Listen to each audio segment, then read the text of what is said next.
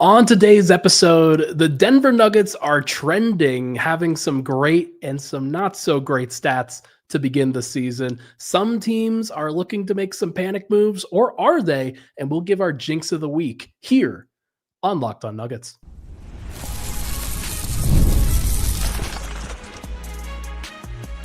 You are Locked On Nuggets, your daily Denver Nuggets podcast, part of the Locked On Podcast Network. Your team every day. Welcome into Locked On Nuggets, your daily Denver Nuggets podcast, part of the Locked On Network, your team every day. Thank you so much for being an everydayer and making us your first listen here on Locked On Nuggets as we begin the week with a very exciting, very interesting 4-game homestand that the Nuggets are going to kick off. They have a lot of things that are going to go into this one, and we look forward to breaking it all down here. My name is Ryan Blackburn, host of Locked On Nuggets, also pickaxe and roll it at Mile High Sports. He is Matt Moore at HP Basketball on the Hardwood Paroxysm and Denver Dig Substacks, also over at the Action Network.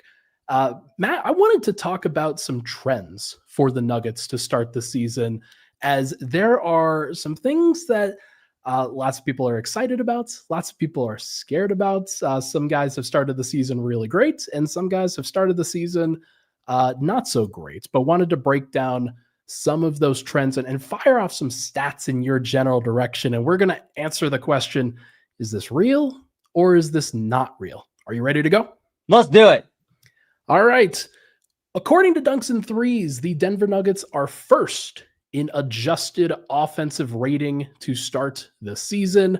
Matt, you have been adamant about this team being first in the NBA for offensive rating. There were some struggles that they had at the end of the last game. I'll ask you here, real or not real?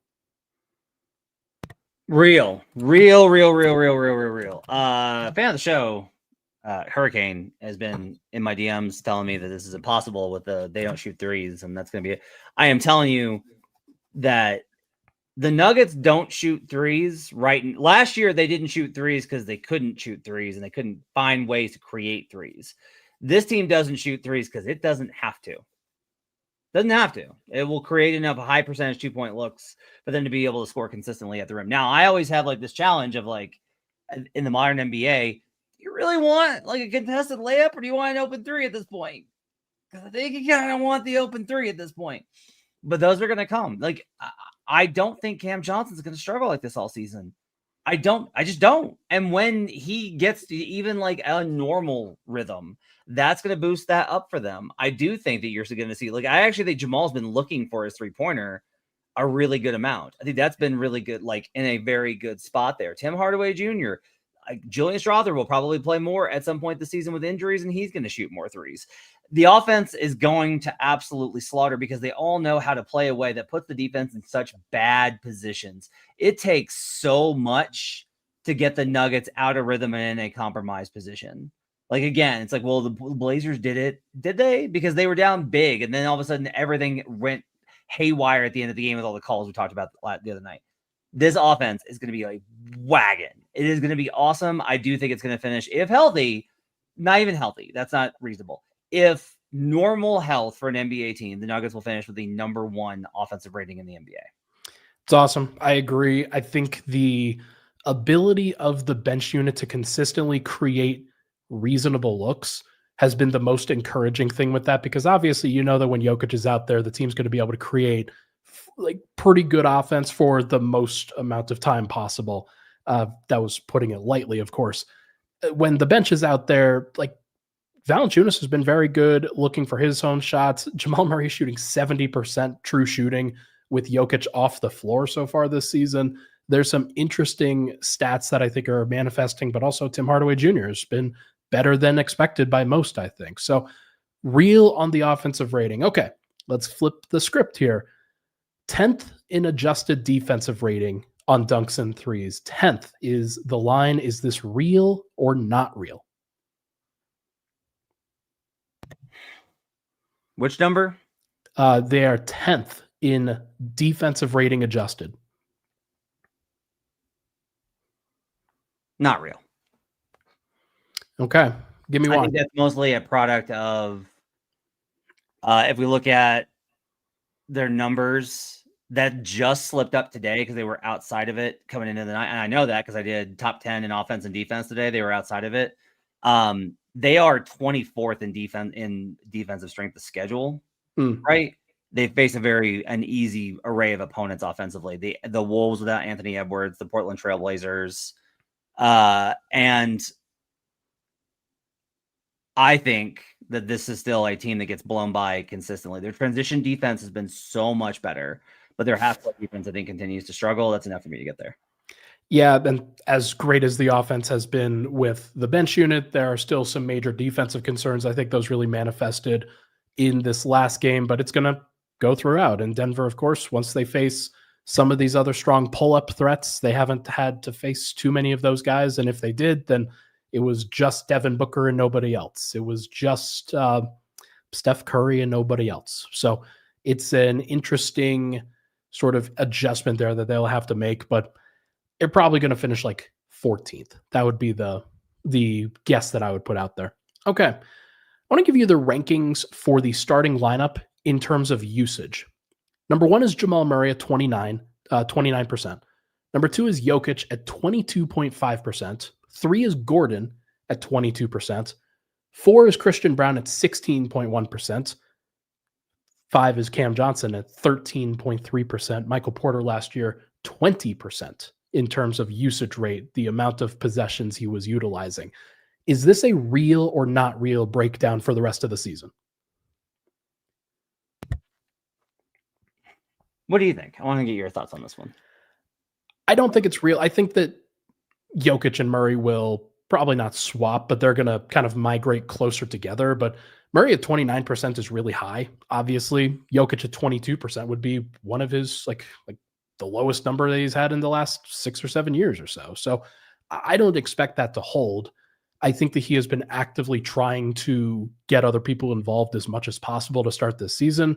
But as things sort of manifest, I think it will adjust and normalize back to both of those guys being at like 26%. Yeah, I will say it's not real just because I think it's too small of a sample. I think usage rate's always going to be determined by matchup opportunity, health, and like tempo. I don't think that those numbers are stable enough yet for us to be able to have a good sense of it. So yeah, I'll say it's not real. Okay. Another one that is probably not stable enough. Clutch time struggles for the Denver Nuggets through 2 games. -16 in 13 minutes. They've accumulated 6 turnovers, are 1 of 4 from 3 in across both of those games. Opponents are shooting 7 of 8 from 3 in the clutch versus the Nuggets. Matt, is this sustainable? Is this going to hold?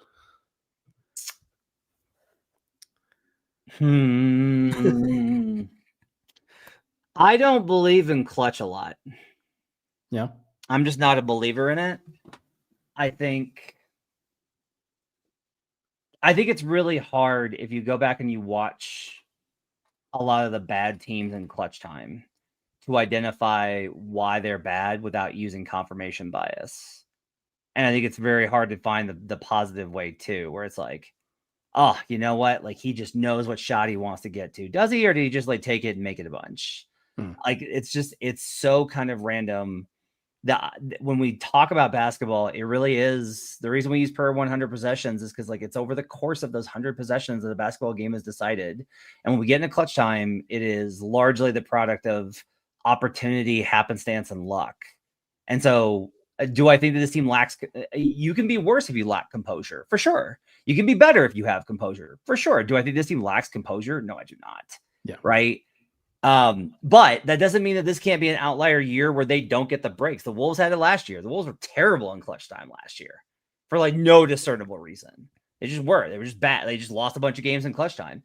So I will say it could be real because there's no more chance of it regressing than there is of it not regressing. It's just complete randomness in some ways in Europe. Not randomness. That's probably the wrong word, but like clutch obviously isn't a large enough sample to really like manifest actual data that you believe in. Would that be a good characterization of what you're saying? Yes. Okay. That's it. Yeah. I think that's fair. 7 of 8 from 3 for the opponents in the clutch so far. That's a tough number to beat. Christian Braun shooting 18% from three, another number that I do not think is going to hold.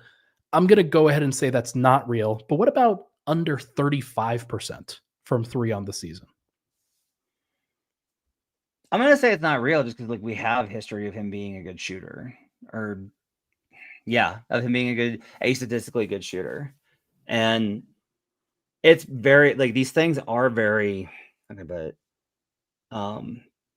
delicate. Yeah.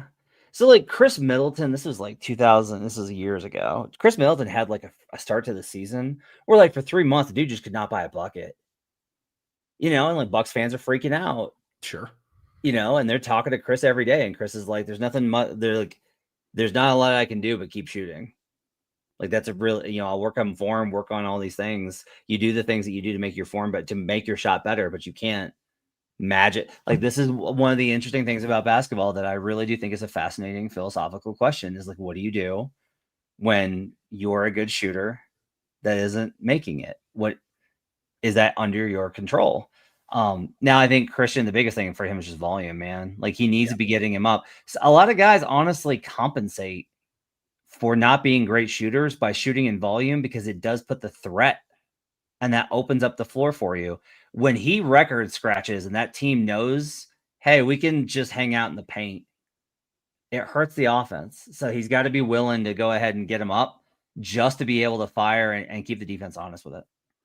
Despite that struggle, and despite Cam Johnson's early season struggles, the Nuggets still first in adjusted offensive rating. Imagine what could happen. Imagine how they could play if everything kind of normalizes and the Nuggets are a well-oiled machine where guys are in rhythm and doing the things that they're supposed to do. I think there's a lot of reasons for excitement going forward, even if things early on have not been fantastic. Okay, let's take a break. When we come back, there's some things we want to talk about around the NBA, some panic signs from teams that I'm very curious about. We'll talk about that next here on Locked On Nuggets.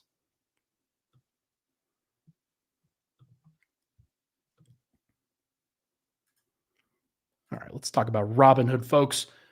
Your ambition just met its match. With Robinhood, you play for the win, not just on game day, every day. Locking in every opening, beating your PR, beating it again, channel that drive into your money. Robinhood puts you in control of your money, trade stocks and ETFs, options, futures, and crypto, all on one platform. You can now build and execute your own trades from a desktop with Robinhood Legends advanced tools, or take advantage of the new Robinhood strategies with a tailored portfolio managed by a team of experts. You expect more from yourself, expect more from your money. Get started today at Robinhood.com/yourmoney. Again, that's Robinhood.com/yourmoney. Your money, your move. We're also brought to you today by Game Time. Basketball season is officially here. Nothing beats being in the arena for those opening games, but let's be real. Getting tickets can be a total headache between waiting in queues, surprise fees, and prices that jump right before checkout. It's easy to get frustrated when all you want to do is cheer on your team. That's where Game Time comes in, the app that gives fans the advantage. It's your ultimate life hack on scoring amazing NBA tickets fast, easy, and stress-free. I recently used Game Time over this weekend to grab some seats, and it could not have been simpler. I had great seats in minutes, just got to be able to see exactly where those seats were with their in-seat view. The in-app seat view feature is tremendous. It does a great job of showing you exactly what you're going to get. Their zone deals are a game changer. You pick the section, Game Time picks your seats, and then you save big. Take the guesswork out of buying NBA tickets with Game Time. Download the Game Time app, create an account, and use code LOCKEDONNBA for $20 off your first purchase. Terms apply. That's code LOCKEDONNBA for $20 off. Swipe, tap, ticket, go. We'll be right back on Locked On Nuggets.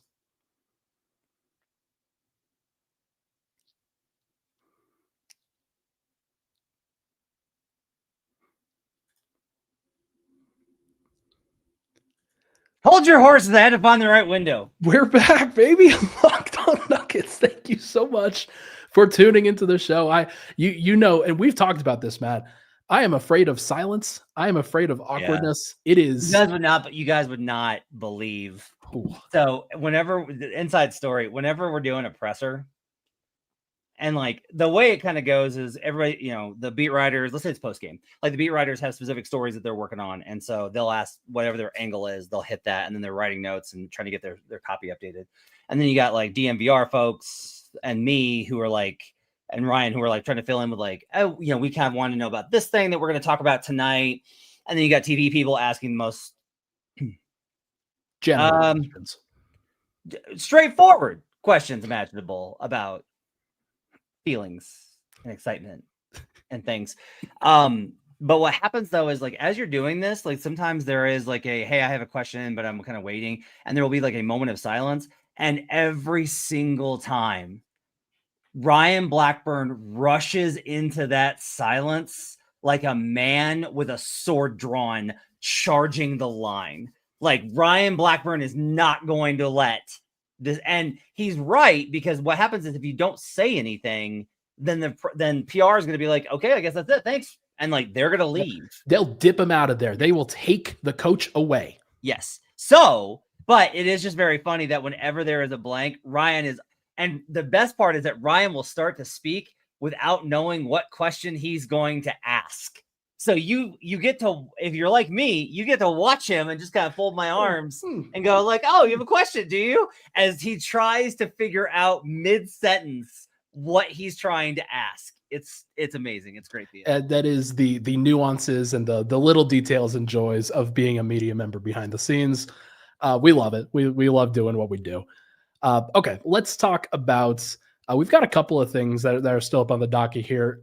You want to talk about panic teams and some different possible trade teams that might, hey, John Morant, obviously, there's a fun situation to have to deal with for you, Mr. Grizzlies fan.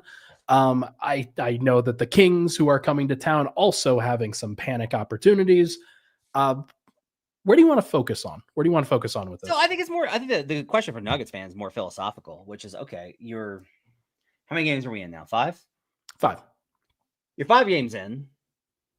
You're 3-2. Probably should be 5-0, but you're 3-2.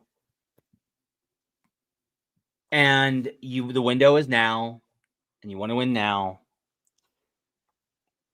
Do you even want them making calls about some sort of big move? Because teams will do this where it's like, it doesn't really make sense for us, but this is a talent upgrade and we can get a great player for not a lot in return. So, look, I totally understand being like, we want no part of John Morant. I get it. But do you even want them kicking the tires? Do you want them calling and asking like, hey, if we give you Cam Johnson and Zeke Naji along with pick swap, what is your interest level there? The Memphis isn't going to say yes to that.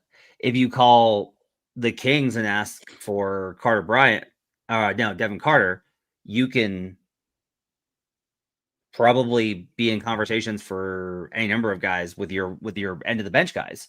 If you call the Kings and you ask about Zach LaVine, well, now you're talking about, again, going back to like Cam Johnson or Aaron Gordon or one of these guys to just being able to make the money work, right?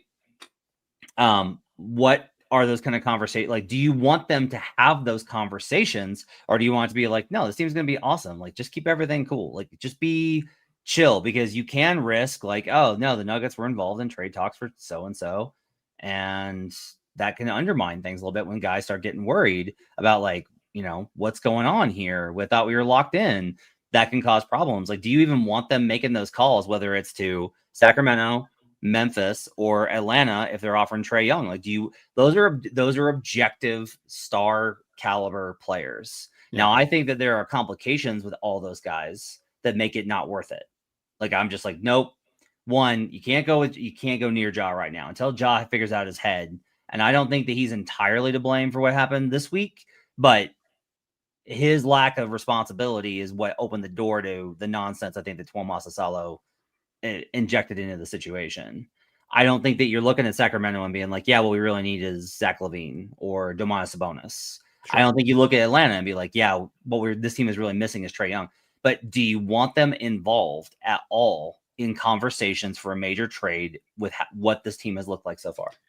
It's a fascinating question, because I think when they added Cam Johnson and then they built out the bench, they did everything that you would expect them to do around this core, around this group, where you have your fundamental group of Jokic, Murray, Gordon, Christian Brown added to that core. Cam Johnson now becomes maybe not part of the core, but still at least a tangential piece of it, a massive contributor. And then you add in the bench guys, and a good mix of bench guys at that.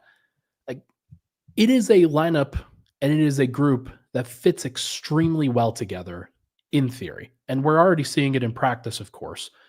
But any one of those guys, any one of those big stars, you are potentially trading the idea of fit for talent and taking a major chance.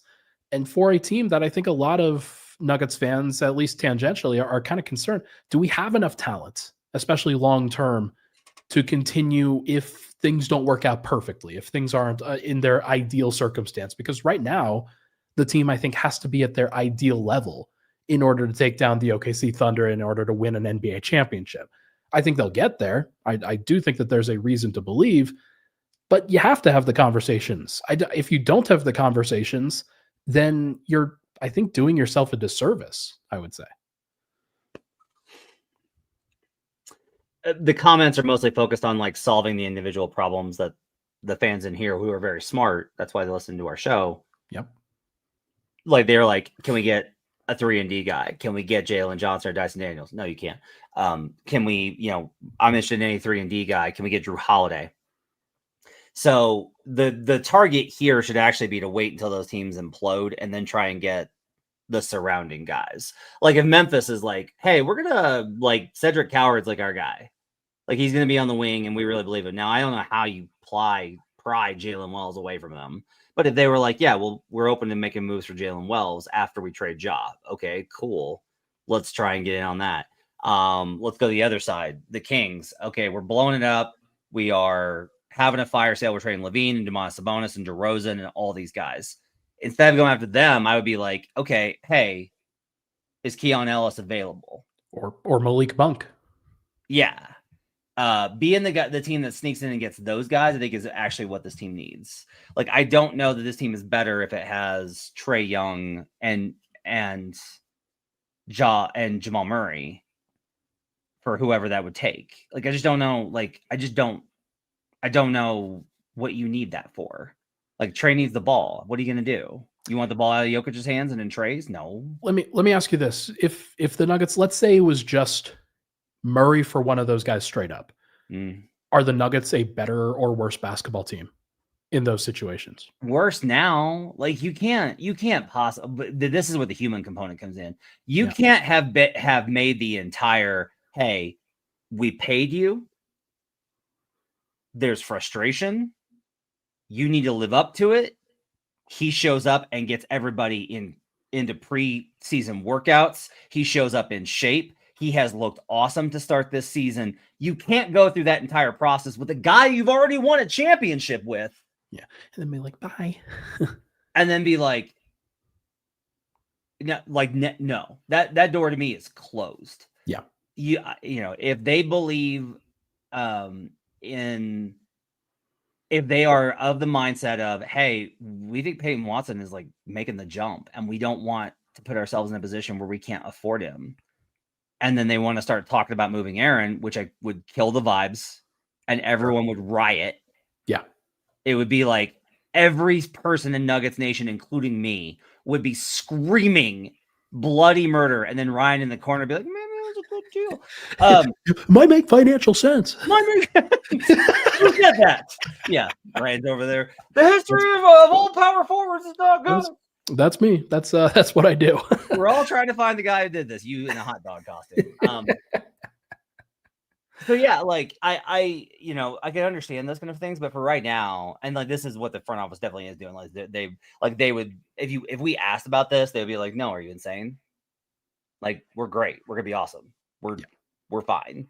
We're good. Thanks." So that to me is just. But I think the question is interesting of the Daryl Morey kind of pursuit of you get the stars and then you figure it out. It's a different way. It's certainly different from how the Nuggets have operated. And I don't know if you can operate like that anymore. And the way that he got Paul George, obviously that did not necessarily manifest in the way that the Sixers were supposed to do it. So who knows? We'll see what happens. But tell you what, guys, let's take another break.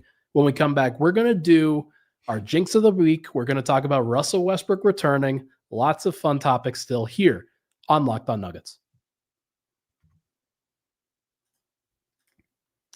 Let's be real. Making excuses doesn't solve anything. We've all heard them before. It's just stress. I'm tired. It happens to everyone sometimes.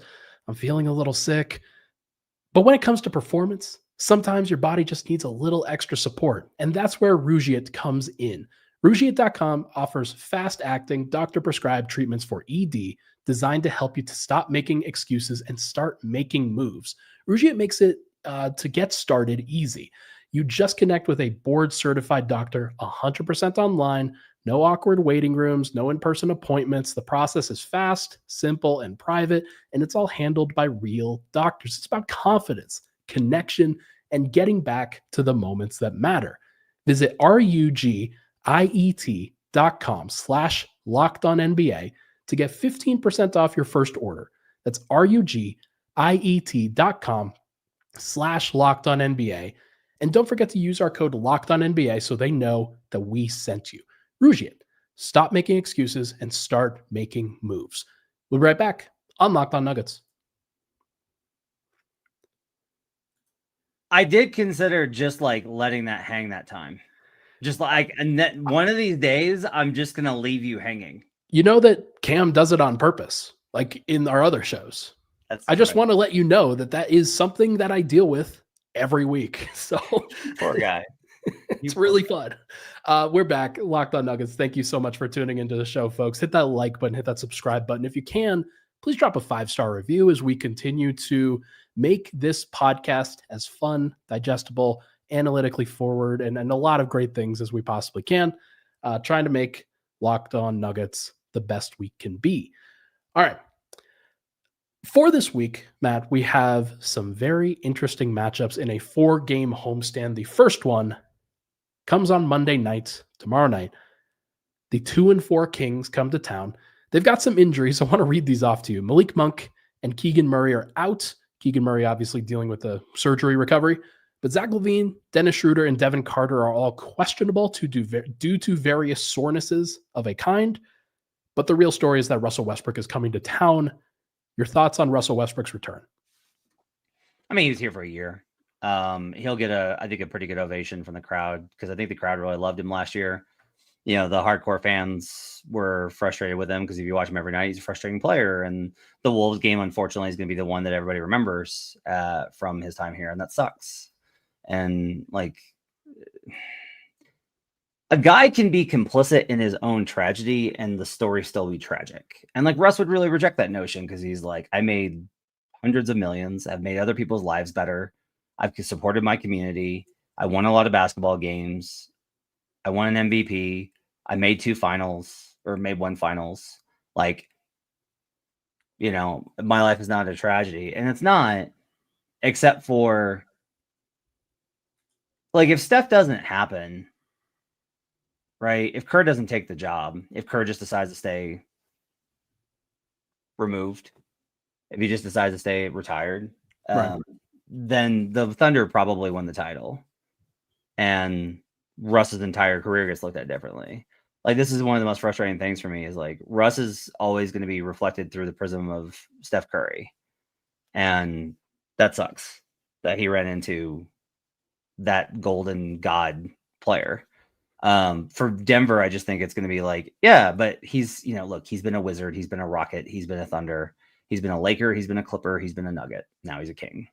So, and like, he'll go hard because he goes hard at everybody. He won't go extra hard here. He'll go hard at everybody. Is there bad blood? Probably.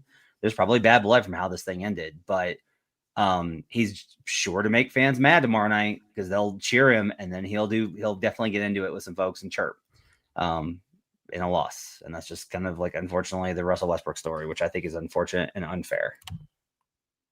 It is. It's like, for a player who is as talented as he is and as dynamic as he is, things have not gone the way that they should have with him. And Nuggets fans have always had a strained relationship with Russ, dating back to before he was a Nugget, where he was dominating as a member of the OKC Thunder during a stretch where the Nuggets were really struggling and trying to just get their footing.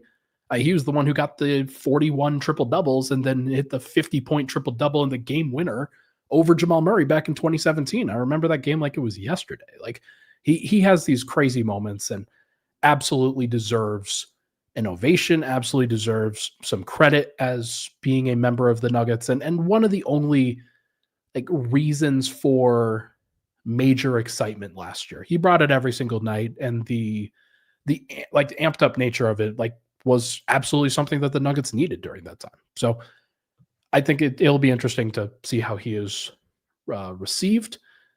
Wednesday, they faced the 3-3 Heat, who got off to a great start, but they just lost to the Lakers tonight, gave up 130 points.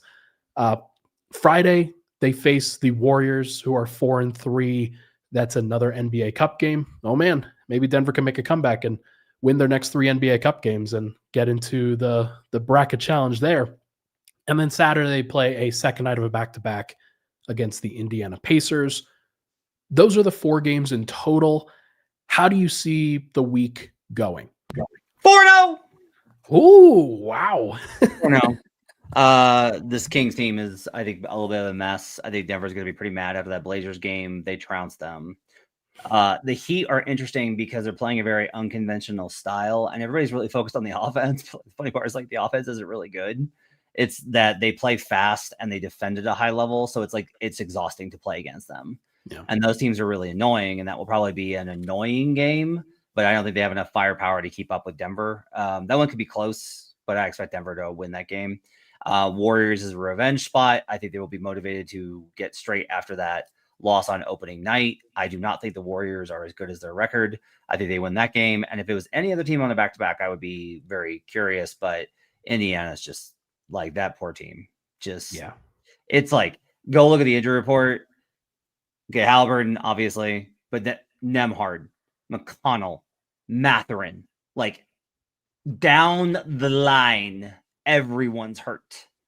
And so they're just not in a position to go on the road in altitude and get a win versus this team. So I'm calling it 4-0.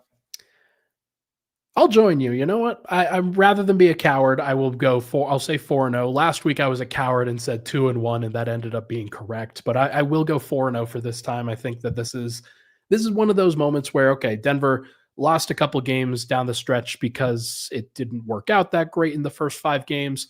Now, if they go down the stretch, I bet they pull one out this time, and then there'll be a couple of games where they're up by double digits, and that'll be fun. So I say 4-0 as well. Okay, Matt, Jinx of the week as we wrap up. Where are you at? I'm going Steph will continue to obliterate Denver. There's no way they're going to be able to slow down Steph Curry. They've got no perimeter defender. He always goes crazy hot in Denver. He's going to have another moment, and everyone's losing their mind. And oh my God, Steph Curry, blah, blah, blah. It's just going to be another Steph Curry wild night in Denver on Friday night. Oh, man.